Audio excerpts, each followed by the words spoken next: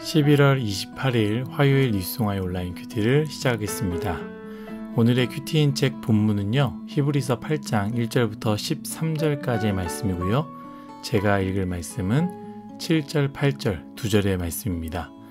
저 첫 언약이 무흠하였더라면 둘째 것을 요구할 일이 없었으려니와 그들의 잘못을 지적하여 말씀하시되 주께서 이르시되 볼지어다 날이 이르리니 내가 이스라엘 집과 유다 집과 더불어 새 언약을 맺으리라. 아멘. 오늘 여러분들과 함께 파기될 수 없는 새로운 약속, 파기될 수 없는 새로운 약속이라는 제목으로 말씀을 나누도록 하겠습니다. 샬롬, 오늘도 말씀으로 시작하신 여러분, 주님의 이름으로 축복합니다. 오늘 말씀은 크게 두 개의 주제로, 앞부분은 예수님이 대제사장 되신다라는 말씀의 마무리가 되어지고요. 나머지 하나는요, 오늘 여러분들과 함께 나눌 새 언약에 대한 말씀입니다. 제가 선택한 본문인 7절 말씀은요, 이렇게 시작됩니다. 저 첫 언약이 무흠하였더라면 둘째 것을 요구할 일이 없었으려니와. 아멘. 첫 언약이 무흠하였더라면 이라고 히브리서 기자는 이야기하는데요. 첫 언약에 흠이 있었다라는 것 아니겠습니까? 우리가 의아하거나 오해할 수 있는데요. 첫 언약은 하나님께서 주신 것이 아닌가? 왜 처음부터 완전하고 완벽한 언약을 주시지 흠없는 것을 주셨나? 이렇게 생각할 수 있습니다만, 여러분, 하나님이 주신 건 맞습니다. 그런데 말 그대로 언약이다라는 것이죠. 언약이라는 것은 무엇입니까? 약속이죠. 하나님의 일방적인 약속이 아니라 하나님과 이스라엘 사이에서 진행된 약속이다라는 것입니다. 그래서 히브리서 기자는요, 9절 말씀 이렇게 말하고 있습니다. 또 주께서 이르시기를 이 언약은 내가 그들의 열조의 손을 잡고 애굽 땅에서 인도하여 내던 날에 그들과 맺은 언약과 같지 아니하도다. 그들은 내 언약 안에 머물러 있지 아니하므로 내가 그들을 돌보지 아니하였노라. 아멘. 누구와 맺은 언약이라고요? 출애굽한 이스라엘 백성들과 맺은 언약이라고 말합니다. 그 첫 번째 언약은요, 하나님께서 일방적으로 스스로에게 한 약속이 아니라 하나님과 이스라엘 백성 사이에서 맺은 언약입니다. 그래서 실제로 출애굽기를 읽어보면요, 하나님과 이스라엘 백성 사이에서 진행하는 언약식이 있습니다. 그런데 그 첫 번째 언약이 어떻게 되었습니까?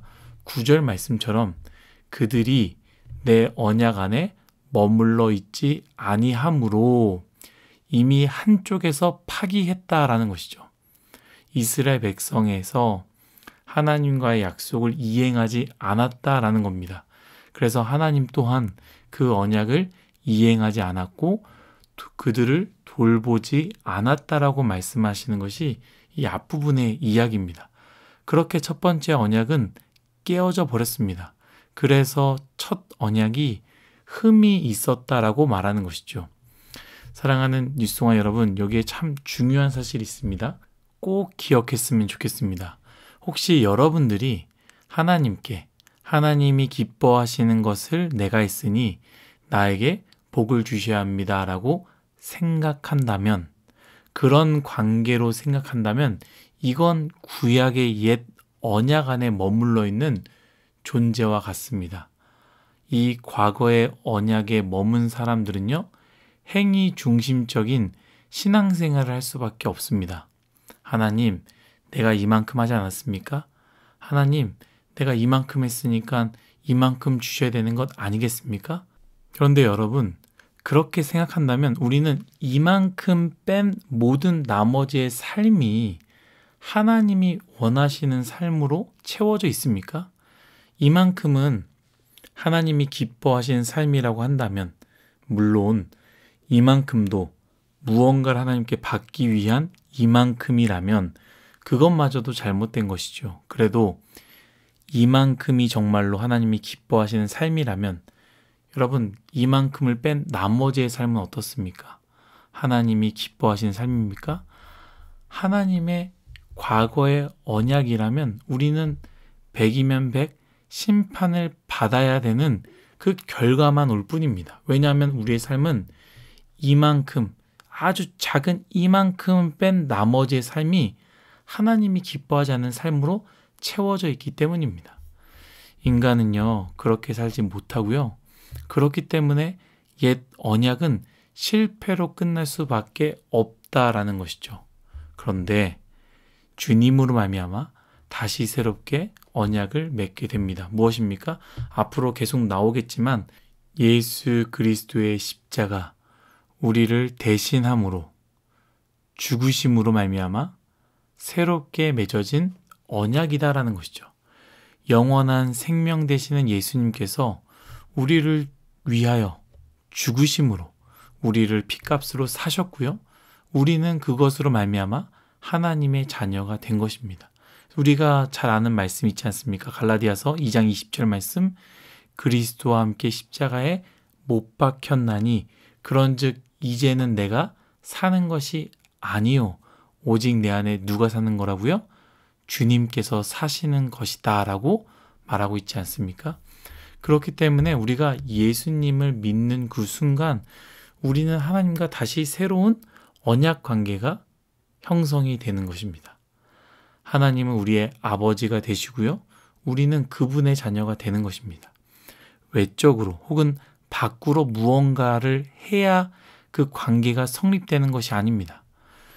우리의 마음에 하나님의 생각과 뜻이 새겨진다라고 말씀하셨던 것처럼 그 마음에 하나님의 생각과 뜻이 새겨지는 것이 무엇입니까? 성령님이 내 안에 주인으로 거하시는 것. 곧 내 마음이 주님이 거하심으로 말미암아 성전이 되는 것 아니겠습니까? 사랑하는 뉴스공화 여러분, 우리가 예수님을 믿는다면 하나님과의 새로운 언약 관계가 되는 것입니다. 이것을 해야 저것을 해야 하나님의 자녀가 되는 것이 아니라 내 행동과 내 삶과 상관없이 예수님의 십자가에 죽으신 사건을 믿음으로 말미암아 새로운 언약이 맺어진 것이다. 이것을 히브리서 기자는 이야기하는 것이죠. 여기에 진짜 중요한 말씀을요, 히브리서 기자가 앞에서 이야기를 했는데요. 6절 말씀입니다. 이 말씀을 여러분 잘 들으시면 좋을 것 같아요. 6절입니다. 그러나 이제 그는 더 아름다운 직분을 얻으셨으니 그는 더 좋은 약속으로 세우신 더 좋은 언약의 중보자시라. 아멘. 제가 이 앞부분 예수님이 대제사장 되신다라는 말씀이라고 하지 않았습니까? 6절 말씀이 바로 대제사장 되신다라는 말씀의 마무리 부분인데요. 어떻게 마무리하느냐? 예수님이 대제사장이라는 것이 바로 하나님과 우리 사이에 새롭게 맺어진 언약의 중보자다라고 말하고 있다라는 것이죠. 여러분, 새로운 언약으로 기쁘지 않으십니까? 그런데 더 좋은 것은 무엇이냐? 그 언약이 깨지지 않는 하나님과 우리 사이에 맺어진 언약의 중보자가 예수님이 되신다라는 것이죠. 예수님 때문에 그 새롭게 맺어진 언약이 깨어지지 않는다라는 거예요. 이렇게 이야기하면 더 쉽게 이해가 될 것 같은데요. 하나님이 우리를 보고 우리를 믿은 게 아니라 우리를 보증하시는 예수님을 보고 우리를 믿으신다라고 생각하면 좋을 것 같아요. 우리는 부족하고 우리는 실수가 많고 우리는 여전히 믿을 존재가 되지 못하지만 하나님은요, 우리를 보는 게 아니라 우리를 완전하게 보증하시는 예수님으로 말미암아 그 관계가 맺어졌다라는 것이죠. 그래서 여러분, 우리가 실수하고 넘어져도 괜찮습니다. 왜입니까? 예수님이 계시기 때문입니다. 영원한 중보자로 말미암아, 영원한 중보자, 일시적인 중보자가 아니라 일시적으로 하나님과 우리 사이의 관계를 연결하는, 이어지는, 관계를 해소하는, 그게 아니라 영원한 중보자로 말미암아 깨어지지 않는 관계. 하나님은 나의 하나님, 우리는 하나님의 자녀가 된다라는 것이죠. 근데 여러분, 여기서 제가 하나만 더 이야기하고 마무리하고 싶어요. 구원파 이단이 있죠. 이 이단이요, 이 교리를 가지고 잘못 사용합니다. 구원파는요, 영원한 중보자 예수님 때문에 그 관계가 깨어지지 않는다까지는 맞아요. 그런데 뭐라고 얘기하느냐? 깨어지지 않으니 너무 기쁜 거예요. 그래서 또 넘어져도 괜찮은 거예요. 또 넘어져도 괜찮은 거예요. 또 잘못한 일을 해도 괜찮은 거예요. 영원히 주님께서 우리 관계 가운데 중보자 되시니 나는 그 죄를 또 지어도 괜찮다. 왜냐하면 그 관계는 깨지지 않으니까 라고 생각하는 것이고요.